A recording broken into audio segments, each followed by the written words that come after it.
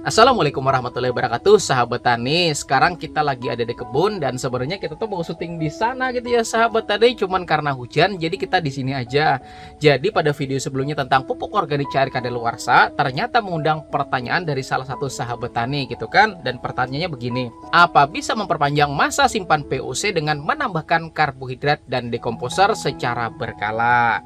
Nah, jadi ya sahabat tani, pada dasarnya ada 3 tanda pupuk organik cair tersebut kadaluarsa. Itu pertama ketika terjadi namanya kontaminasi, kemudian yang kedua ketika adanya perubahan tertentu yang menandakan bahwa mikroba utamanya itu mati karena kekurangan makan, dan yang ketiga ya sahabat tani, dan ini yang paling penting gitu kan, yaitu ketika pupuk organik tersebut tidak lagi dapat menyuburkan tanaman kita.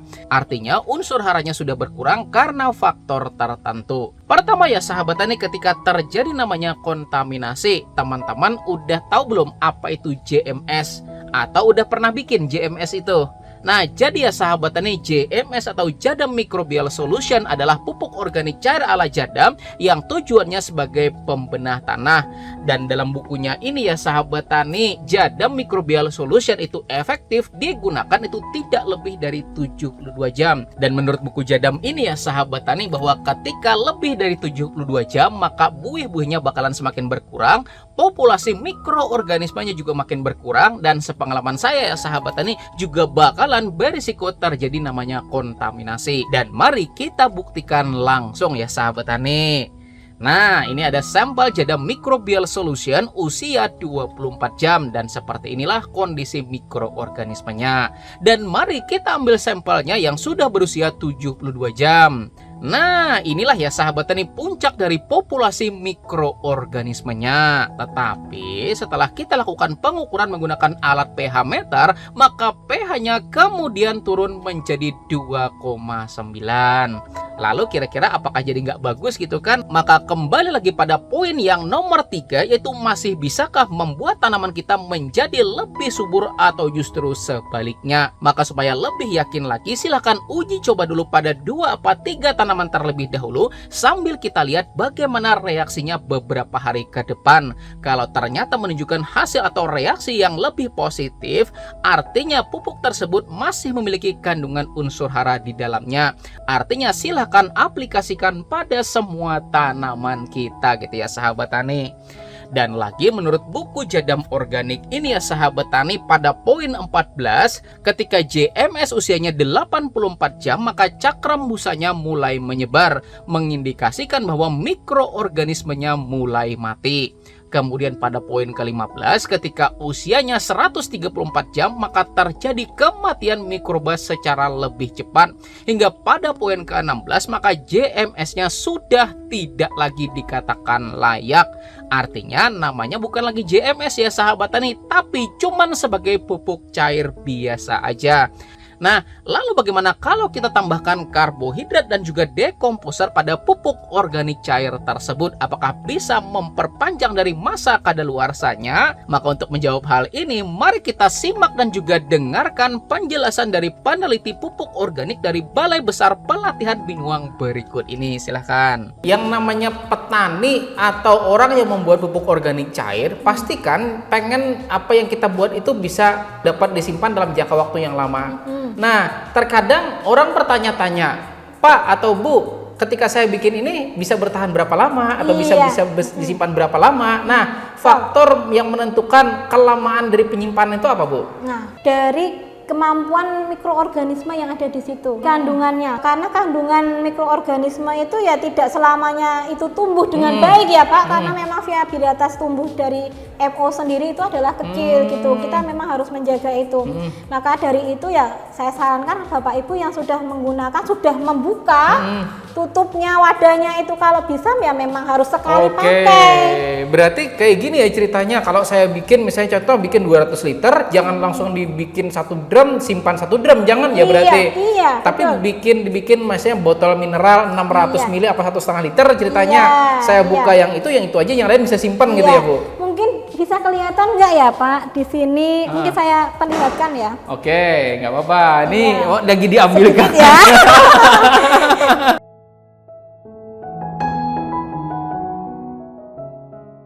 Nah, Nah, jadi menurut percakapan kita tadi ya sahabat tani, sebenarnya yang bikin umur simpan yang lebih lama itu lebih pada cara penyimpanannya. Jadi misal gitu ya sahabat tani, kalau kita mau bikin pupuk organik cair sebanyak 100 liter atau setengah drum ya sahabat tani, maka fermentasinya jangan dilakukan di dalam drum itu, tapi masukin pada wadah kecil-kecil. Misal kita gunain ya sahabat tani jirigen 5 literan sebanyak 20 buah atau jirigen 20 literan sebanyak 5 buah.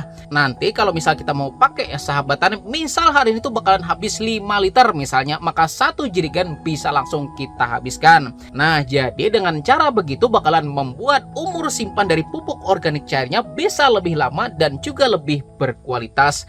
Karena bayangin ya sahabat tani, kalau langsung besar misalnya langsung di drum gitu ya sahabat tani misalnya, kemudian pas kita mau ambil buka tutup ya enggak, lalu pada akhirnya terjadi kontaminasi, maka langsung semuanya bakalan kena, dan ini nanti yang bakalan jadi masalah. Atau cara yang kedua gitu ya sahabat tani, yaitu misal proses pembuatannya bisa dilakukan pada drum besar, tapi ketika sudah jadi baru kita pindahkan pada wadah yang kecil-kecil. Nah, itu masih bisa, meskipun cara ini tuh masih lebih berisiko terjadinya kontaminasi gitu ya sahabat tani, tapi lebih baik daripada kita buka tutup gitu ya sahabat tani. Oke, selanjutnya saya mau kasih contoh pada Anda gitu ya sahabat tani. Nah, kami bikin mikroba katalis pembenah tanah yang saya modifikasi dari ilmu jadam organik, dan kami bikinnya setengah ton gitu ya sahabat tani. Berapa?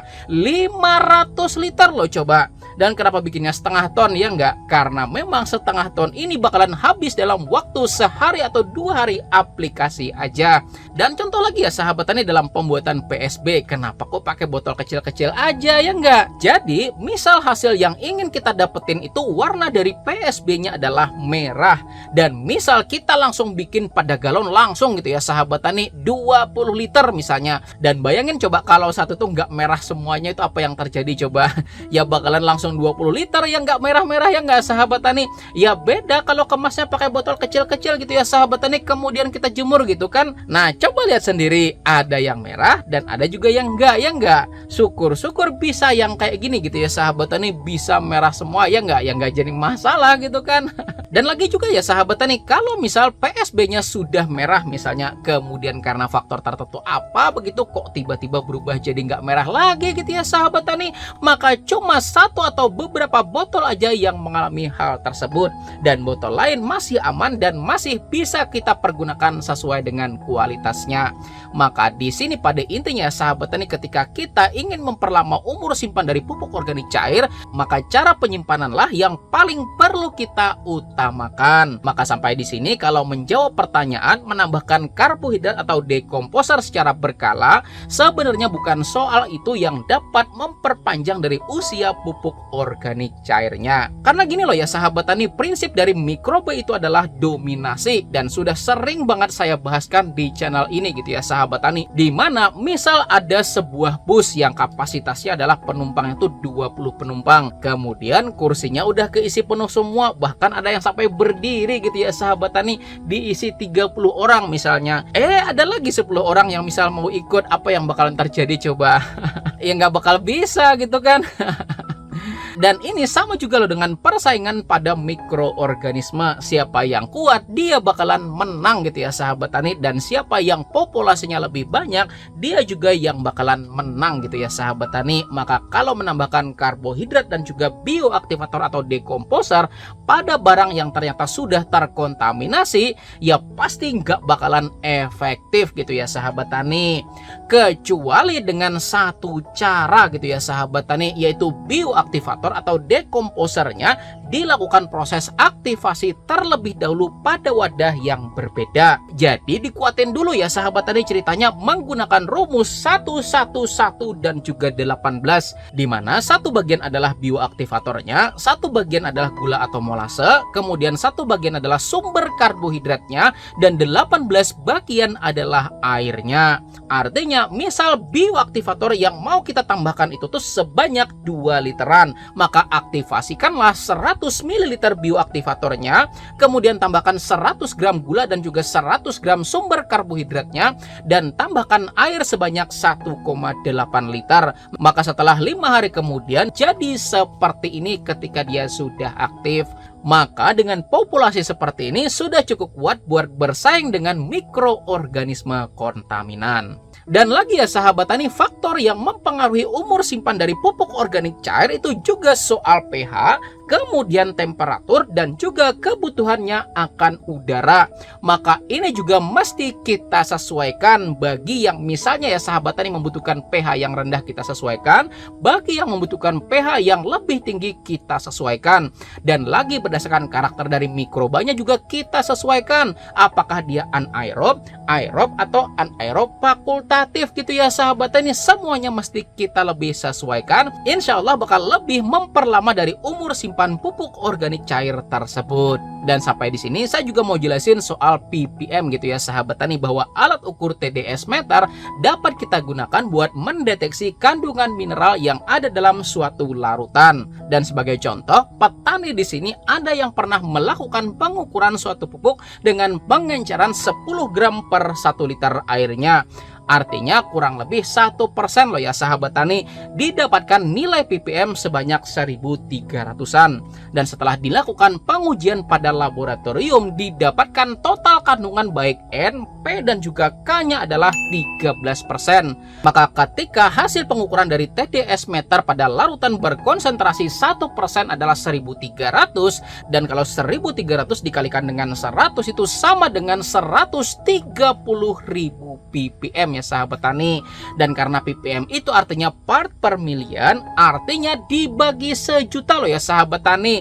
Artinya 130.000 dibagi dengan 1 juta itu sama dengan 0,13, dan 0,13 itu sama dengan 13% loh ya sahabat tani. Artinya pengukuran mineral yang terlarut sebesar 1300 ppm masih mirip-mirip dengan total mineral yang terlarut berdasarkan pengujian dari laboratorium. Jadi pada intinya pertama ya sahabat tani, usahakan jangan sampai terjadi namanya kontaminasi. Kemudian yang kedua, usahakan kita lakukan penyimpanan pada tempat yang sejuk biar aktivitas mikrobanya jadi menurun dan makanan mikroorganismenya bisa bertahan lebih lama gitu ya sahabat tani.